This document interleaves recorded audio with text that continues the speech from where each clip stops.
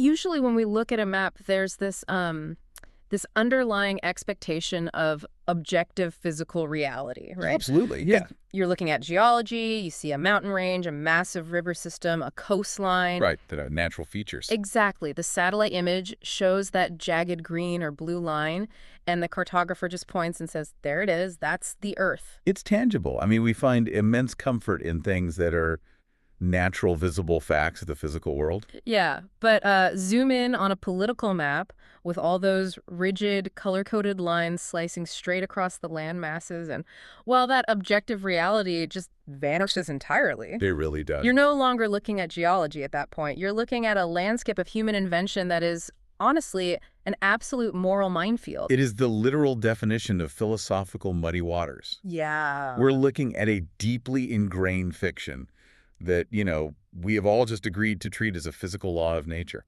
And that's our mission for this deep dive. We're taking a highly analytical look at something you and I, and probably you listening right now, take entirely for granted every single time we travel. Borders, passports, and visas. Exactly. We're digging into the core paradox presented by our source material today. Because on one level, border control feels entirely normal. Right, like, of course, a country decides who can enter. Yeah, that seems to be the very definition of a functioning state.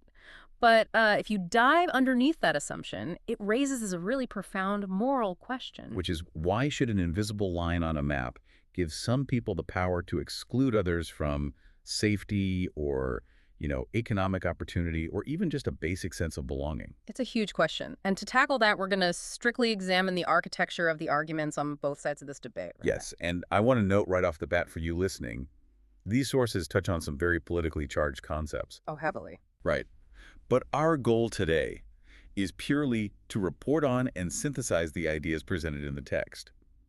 We're examining the philosophical logic without taking any political sides, left or right. Yeah, we're just looking at the structural integrity of the arguments themselves. Exactly. We'll dissect the practical, administrative necessities of running a nation-state, and then weigh those mechanics against the profound ethical dilemmas of human equality. Okay, let's unpack this. To understand why borders are even a subject of debate, we first have to, fully grasp the intuitive case for national sovereignty. Right, the why. Yeah, we need to look at why people and the nations they comprise firmly believe they have an inherent right to control who crosses those invisible lines in the first place. So the source material grounds this first major argument, what we can call the political community concept. The political community. Yeah. It rejects the idea that a nation is merely a transient resting place or like a hotel. Oh, it's Right, a hotel where individuals can simply check in and check out at will. A nation is an active, structured political community. meaning it requires an actual operational framework to survive. Exactly. It requires a massive, complex web of laws, institutions, public services, and shared obligations. I feel like a good analogy here is, well, it's like a massive neighborhood co-op. A co-op, yeah, that's a good way to look at it. Like if a co-op can't define who its members are and who pays the maintenance fees for the roof and the boiler, the building just collapses. Right. But I mean, is a nation really comparable to a voluntary club like that? Well, the text dives into the why of that. Without boundaries, a nation loses the practical ability to govern itself as a coherent entity. Because it can't measure anything. Exactly. For a state to function at even a baseline level, it has to be able to answer fundamental administrative questions. It needs a census. Yeah, it needs a ledger. Yes. Who is a member of this community? Yeah. Who is legally permitted to vote in its elections? Who receives the protections of its courts and, the benefits of its social safety nets? And critically, who shares the reciprocal responsibility of sustaining that entire system through taxation and civic participation? You have to know who is in the system to run the system. I hear that, but I struggle with that administrative argument, to be honest. It feels incredibly cold. How so? Well, are we really saying the primary moral justification for keeping a desperate person out of a country is essentially accounting? Accounting. Right. Like that unrestricted movement just messes up the state spreadsheet. That feels harsh. It does feel harsh, but it's not just about a spreadsheet. It's about the survival of democratic governance itself. Okay, explain that. Think about the very concept of a democracy. It inherently requires a defined demos. A demos meaning a defined group of people holding the power. Exactly. If you cannot define the boundaries of the community, you literally cannot define the scope of the community's laws or its safety net. Right, because everyone is technically in it, or no one is. Right. If the population is infinitely porous and just, constantly shifting without regulation, the mechanism of self-governance dissolves. You can't hold a meaningful election if you don't know who constitutes the electorate. Exactly. So the argument is that without a defined boundary, the state loses the practical capacity to be a state. It's an operational necessity. Okay, so that's the structural argument. Yes. But the text moves beyond just administration into a more psychological and cultural argument. Which is collective self-determination, right? Yes, collective self-determination. The argument posits that political communities claim a collective right to shape their own destiny. Kind of like individuals deciding what happens in their own homes. Exactly. Communities have a fundamental interest in controlling their own cultural, economic, and political narrative. And part of shaping that destiny involves having a say in how the community evolves. Which naturally involves having a say in who joins it. Right. But see, that assumes a level of homogeneity that doesn't really exist in most modern democracies, I think. That's a fair critique. And it risks tipping into some very dark territory. I mean, if a state claims the absolute right to determine its cultural destiny, what stops it from using border control with complete arbitrary malice? Well, the text provides a crucial distinction there. Okay. The right to collective self-determination, at least as framed by these political philosophers, does not grant a nation the moral cover to exclude people based on racism, arbitrary malice, or xenophobia. So they can't just ban people they don't like. Right. It specifically clarifies this doesn't mean nations can exclude anyone for any reason. Then what does it actually mean? It means the nations are not morally required to accept unlimited entry. Ah, okay. Unlimited being the key word. Exactly. The right to self-determination gives them the authority to set parameters, to regulate the speed and scale of immigration, so that the community can absorb changes without destabilizing its core institutions. Which flows directly into the reality of public order and capacity. Yes, it does. Because if we move away from abstract philosophy for a second and just look at the pavement, the friction of unrestricted entry is very real. Extremely real. Especially when you look at macroeconomics and municipal infrastructure. What's fascinating here is how the source frames border control not as this inherent cruelty, but as a potential mechanism of responsible governance to preserve functioning institutions. Right. A state has a duty to preserve the conditions under which its institutions can function. We are talking about the severe strain on things like local housing markets, public school systems, healthcare capacity, labor markets, social trust even. Yeah, I want you listening to just imagine trying to budget for a household or even a business where you have zero idea how many people will show up for dinner tonight. Or how many people will need health insurance tomorrow. It's impossible. Right. And the friction there is often a mismatch between federal policy and local reality. Oh, absolutely. Like, a national government might sit in a capital and set border policy, but it's the municipal governments, the local mayors, who actually have to figure out how to put 50 newly arrived students into a public school classroom built for 20. Yes. They have to figure out how to fund the emergency room that is suddenly overwhelmed. That physical reality just cannot be ignored. It can't.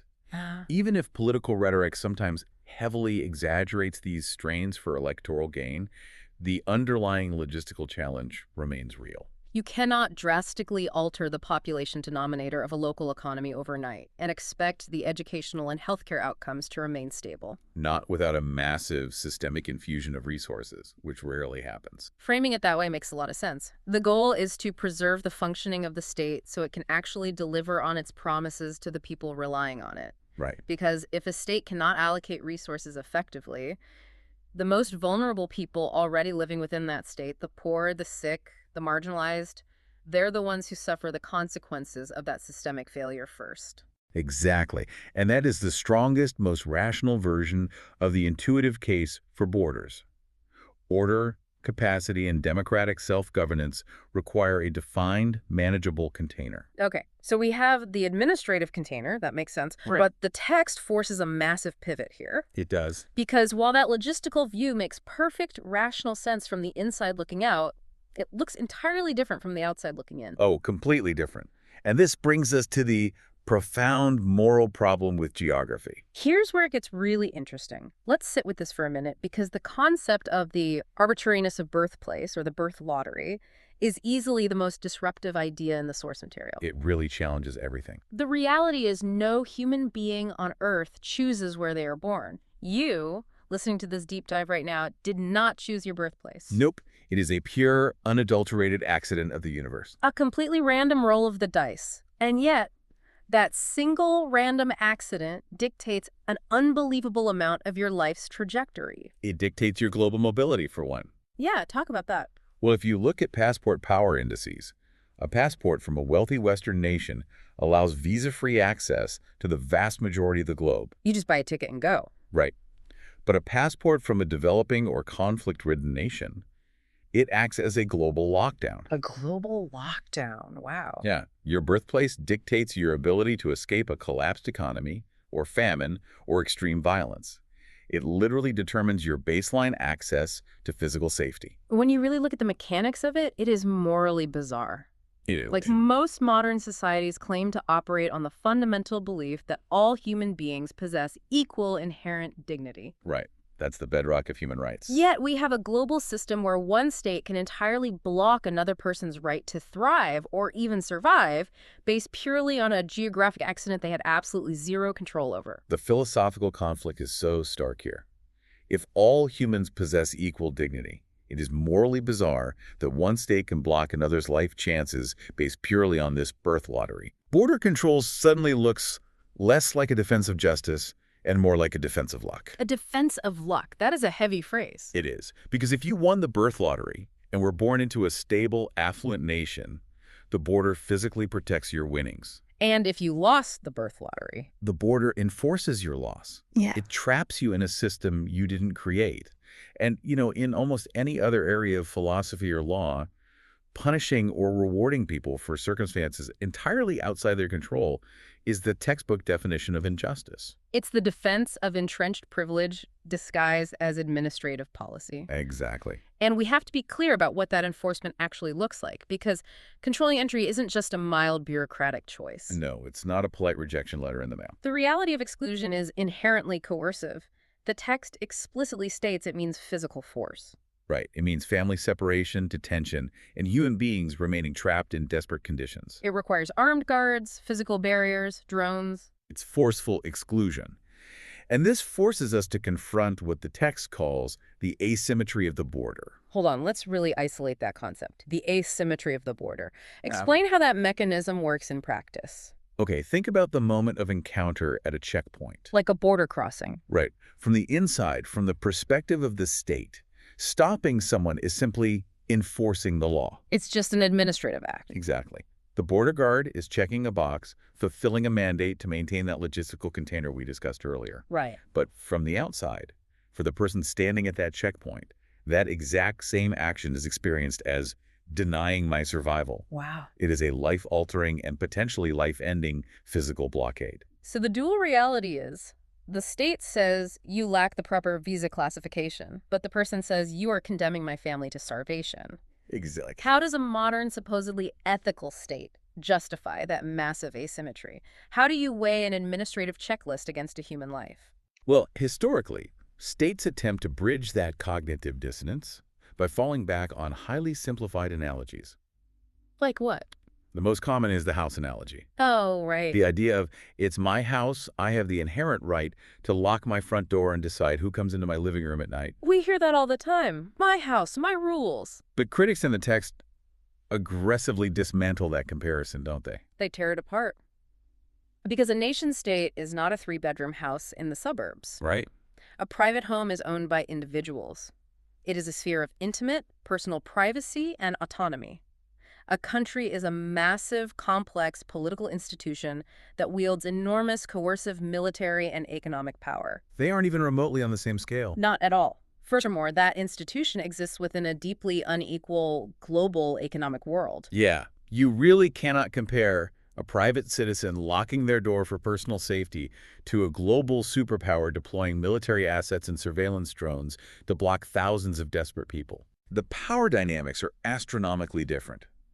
The moral right of a nation to exclude cannot possibly be as broad or as simple as the right of a homeowner to refuse entry to a dinner party. It just doesn't map onto reality. Right. And the text encourages you listening, to critically analyze how the language we use, phrases like our national home, often mask the brutal realities of geopolitical power. It takes an act of systemic, forceful exclusion and dresses it up in the harmless language of neighborly boundary setting. Exactly. It sanitizes it. Okay, so if we recognize that the house analogy fails, Yeah. and we accept this stark conflict between the practical need for borders and the moral arbitrariness of them, we arrive at the central collision of the text. Right. The core question. Is the right of a sovereign nation to control its entry absolute? And the philosophical consensus in the text is a definitive no. No. Okay. The right to control borders is constrained by what are termed the stronger duties of humanity. Duties of humanity. Yes. A nation possesses a right to control, but it fundamentally lacks the right to unlimited exclusion. Control, yes. Unlimited exclusion, no. And this isn't just theoretical. The text points out that this constraint becomes incredibly concrete when the motivations for movement shift. Specifically, when we look at refugees, asylum seekers, and emergency claims. Because when a person is fleeing active war or political persecution or torture, the moral logic flips entirely, doesn't it? It flips entirely. Yeah. We need to understand the mechanism behind why that logic changes. Okay, lay it out. In standard immigration scenarios, for instance, let's say an engineer moving from London to Tokyo for a more lucrative job. Right, economic migration. Exactly. In that case, the receiving state is essentially deciding who gets to share in its economic prosperity. And the state has a reasonably strong administrative claim to regulate that flow. Yes. But when a refugee arrives at the border, the state is no longer making a decision about sharing prosperity. It is deciding if someone gets to survive. The stakes escalate from economic management to existential survival. Precisely. And when human life and basic physical safety are on the line, the text argues that a nation's discretionary control automatically narrows. The duty of rescue overrides administrative preference. Exactly.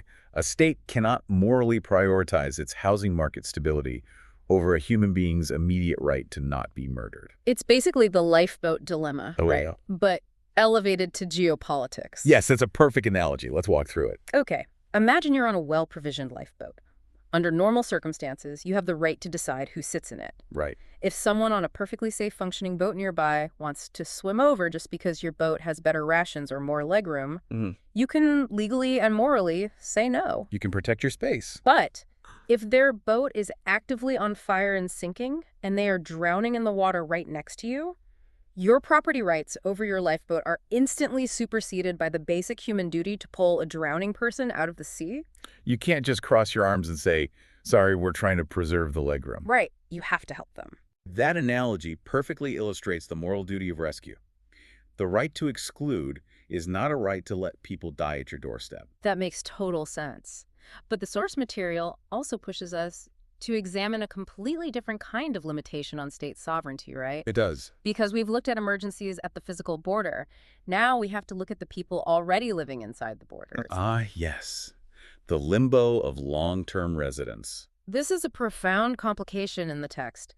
What happens when you have individuals who cross the border, maybe legally, on a temporary visa that expired decades ago? Or maybe they crossed undocumented, but they have now been physically present in the country for 10, 20, or 30 years. Right. What about people already living inside the borders who work, pay taxes, and raise children there? They are participating in the shadow economy or even the formal economy. They rent apartments, they build deep social relationships. In every practical sociological sense, they are part of the community organism. Yeah, I want you listening to think about the actual social fabric of your own town. Like the person running the local grocery store. Exactly. Or the construction worker building the new school. Or the neighbor whose kids play on the same sports team as your kids. Right. If they have been seamlessly woven into the community for 20 years, at what point does the physical, lived reality of their presence override their legal status on a piece of paper in some federal filing cabinet? This introduces the moral weight of time and belonging. The weight of time. Yes. The text argues that long-term presence generates profound moral claims against the state. A nation cannot justly keep contributing members permanently suspended as rightless outsiders. Because at a certain point, they aren't guests anymore. They are the foundation of the local economy. Exactly. It becomes an issue of fundamental human dignity. You can't gladly accept a person's physical labor, utilize their tax contributions to pave the roads, allow them to build an entire life, and then treat them as infinitely disposable simply because they lack a specific bureaucratic stamp. You just can't. The synthesis of this argument is that a state may possess the initial right to prevent entry. Right. But if it fails to do so, or deliberately turns a blind eye to utilize cheap labor and allows a human being to put down deep roots, the state's moral authority to suddenly uproot and deport them decades later is severely diminished. If not entirely erased by the ethics of community belonging. Exactly. So what does this all mean? We've explored this massive tension. On one extreme, unlimited control protects inequality and turns a blind eye to suffering. Right. On the other extreme, completely unrestricted movement threatens the institutional stability that makes a democracy functional in the first place. Yes, the two extremes. How does the text resolve this? Is there a framework that bridges this gap? The source material proposes what it calls a mature middle position. A mature middle position. Yes, a framework of compromise termed qualified political control. Qualified political control. Let's really take our time and break down the mechanics of this framework because this is the core of the resolution. The baseline premise is this. Nations do retain a right to regulate entry to maintain their institutions. However, they can only exercise that sovereign right within strict, non-negotiable moral limits. And the text outlines 6 specific limits, right? Yes, 6 strict pillars that must actively discipline a nation's border control. Let's dive deep into each of these. Let's do it, because this is where abstract philosophy has to translate into actual messy policy. The first strict limit is no exclusion into severe danger. Right. In the realm of international law, this is known as the principle of non-refoulement. Non-refoulement. Yes. It is the absolute bedrock of global refugee protection, codified after the horrors of World War II. What does it mean practically? It dictates that a state cannot, under any circumstances, return a person to a territory where they will face a well-founded fear of persecution, torture, or likely death. And the mechanism here is crucial. This applies even if returning them would be administratively easier for the host country, right? Even if the host country is experiencing a severe housing crisis, the moral duty not to actively send someone to their death supersedes the state's right to manage its demographics. It acts as an absolute moral floor. It is the lifeboat analogy codified into international law.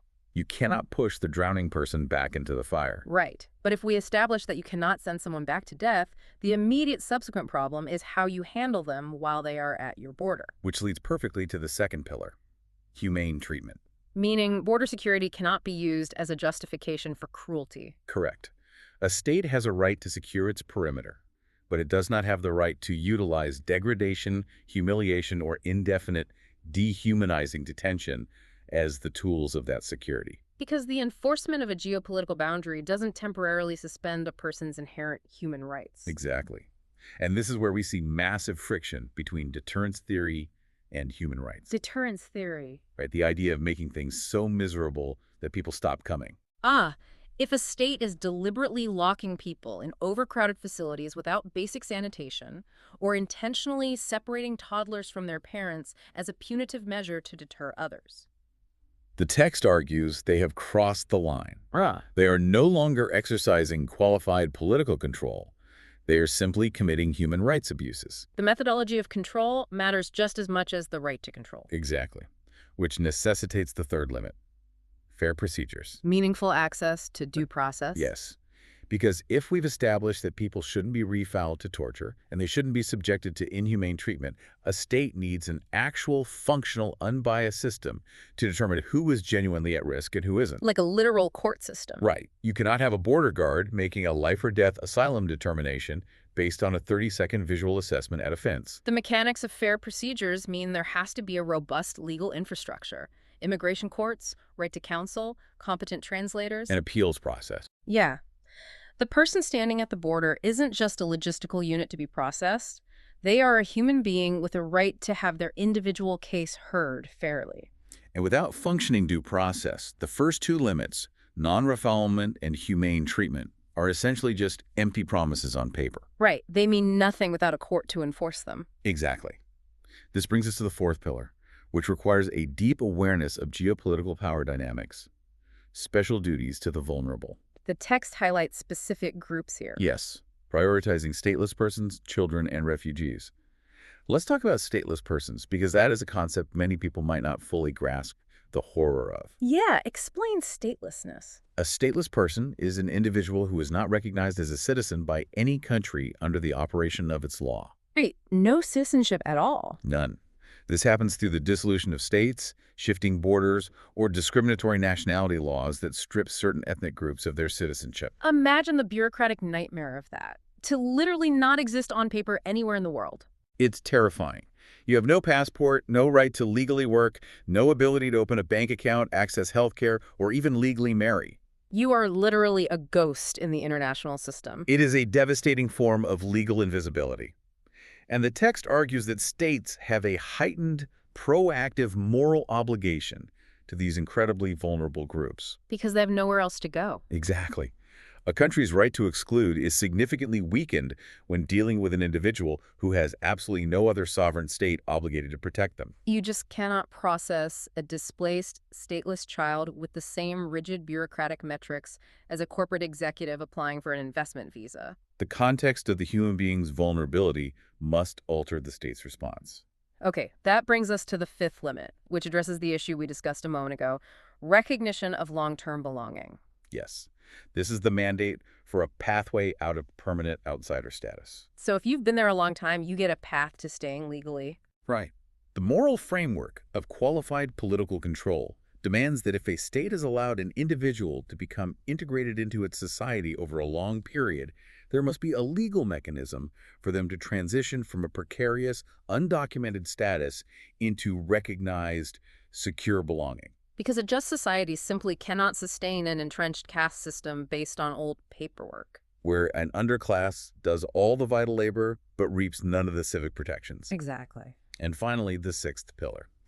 This is perhaps the most massive paradigm shift in the entire source material, and honestly likely the hardest for wealthy nations to accept. Yes. The text calls it shared global responsibility. This completely broadens the scope of the border debate. It really does. It forces us to look past the physical checkpoint and examine the macroeconomics, the history, and the externalized costs of why massive populations are forced to move in the first place. Right, because people generally don't just uproot their entire lives, walk thousands of miles, and risk death in deserts or oceans just for a slight change of scenery. No, they're propelled by insurmountable push factors. And this pillar argues that rich countries cannot claim unlimited exclusion while simultaneously benefiting from global systems that cause instability in other nations. It's a staggering point. I mean, if a wealthy nation's subsidized agricultural trade policies are destroying the farming economy of a developing nation. Or if a superpower's history of colonial extraction or proxy wars has left a region institutionally gutted. Or if a highly industrialized nation's massive carbon emissions are directly contributing to the desertification of the global south. Right. That wealthy nation does not get to simply build a higher wall and wash its hands of the consequences. You cannot reap the economic rewards of destabilizing another region and then claim a moral right to violently repel the human victims of that destabilization when they arrive at your border. The moral ledger of geopolitics just doesn't allow for that kind of compartmentalization. Sovereignty does not erase complicity. It connects the local border enforcement directly to the global supply chain and climate policy. Exactly. Border policy isn't just an issue at domestic security anymore. It becomes a question of international accountability and restorative justice. Wow. When we synthesize these 6 pillars, non-refoulement, humane treatment, fair procedures, duties to the vulnerable, recognizing long-term belonging, and shared global responsibility, we get a very clear, highly demanding picture of what qualified political control actually looks like in practice. We do. It envisions a system where nations retain sovereign power, but that power is relentlessly disciplined by human rights and global justice. And that brings us to the ultimate summary of our deep dive into the source material today. Right. The text provides a remarkably nuanced answer to our central paradox.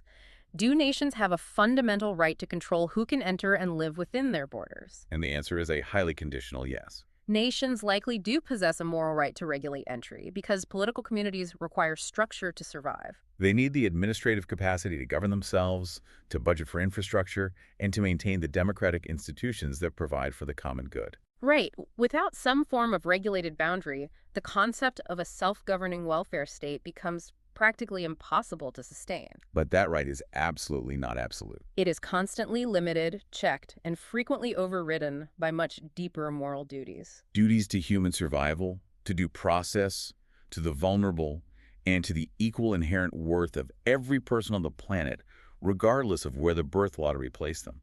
A nation can manage its demographics, but it cannot do so in a way that treats outsiders as morally negligible objects. It cannot operate on the logic of not my citizen, not my problem. Sovereignty must be exercised with profound restraint, humanity, and the recognition of equal human dignity. The true legitimacy of a border doesn't derive from the height of the walls or the militarization of the guards enforcing it. It derived from how that enforcement aligns with international law and basic human rights. A nation has a right to administrative control, but it strictly does not have a right to be morally indifferent. So true. The source material leaves us with some incredibly heavy questions to consider. I'll read them directly from the text, actually, as they serve as the perfect philosophical stress test for everything we've discussed today. Go for it. Ask yourself, if you had been born on the outside of the border that currently protects you, what would you think justice required? At what point does a nation's right to logistical control become merely an excuse for protecting entrenched global privilege? And finally, can a country defend its borders without forgetting that those standing on the outside of them are fully human too? Those questions force you to completely step outside the comfort of your own birth lottery and view the geopolitical system from the outside looking in. If we connect this to the bigger picture, Yeah, it really changes how you see the news. it really does. And before we wrap up today, I want to leave you with one final provocative thought to mull over as you go about your day. It builds on everything we've analyzed, but goes beyond the text. Right. We discussed how a nation's right to exclude is drastically weakened when a person's basic survival is at stake, that lifeboat mechanism. And we just discussed how highly industrialized nations share a massive global responsibility for systemic instability, particularly regarding climate change. Yes.